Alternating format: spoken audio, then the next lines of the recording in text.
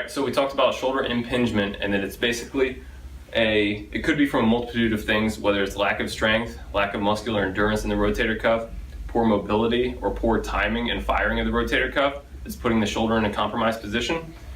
But it all leads to the head of the humerus here riding up in the socket and impinging.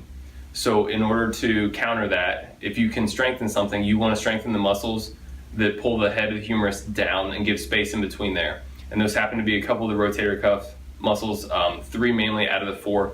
The first one, the teres minor and the infraspinatus, which you don't really need to know that. All you need to know is how to exercise them, basically. Common one for the shoulder that we'll do a lot, and I give out a lot, is taking the band, and this will work those 2 muscles which are in the back, the rotator cuff, in order to pull that head down. It's just standing here, rotating out, keeping the elbow bent to about 90 degrees, and back in.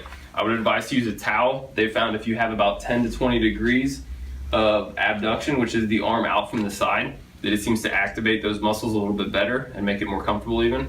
So you may do 3 sets of 10, something like that, within pain-free motion, going back through. And again, the point of that is to help those muscles increase endurance and ability to pull that head down and give space in between. The opposite is another muscle of the rotator cuff, which is a strong one, and it inserts in the front up in here, and it's responsible also for pulling down.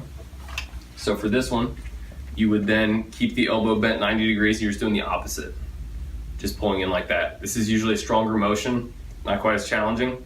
3 sets of 10, 3 sets of 12, something like that, just to get that muscle working. And that would be the opposing muscle. So those 2 combined, the 2 come in the back, the one comes in the front, and they combine to pull the head down to give space in that subacromial region.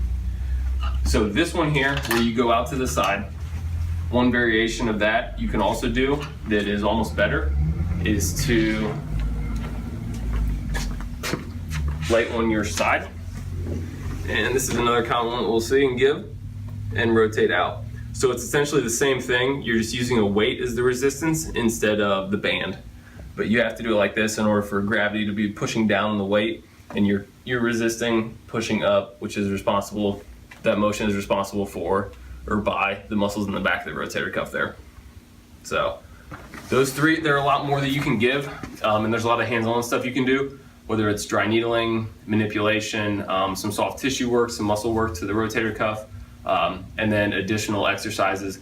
But as far as understanding ones that are pretty easy to do on your own, those 2, going in and going out, would be some of the best ones that are simple to start out and see if you could help out your shoulder pain or impingement, if that's what you have, on your own. So give those a try.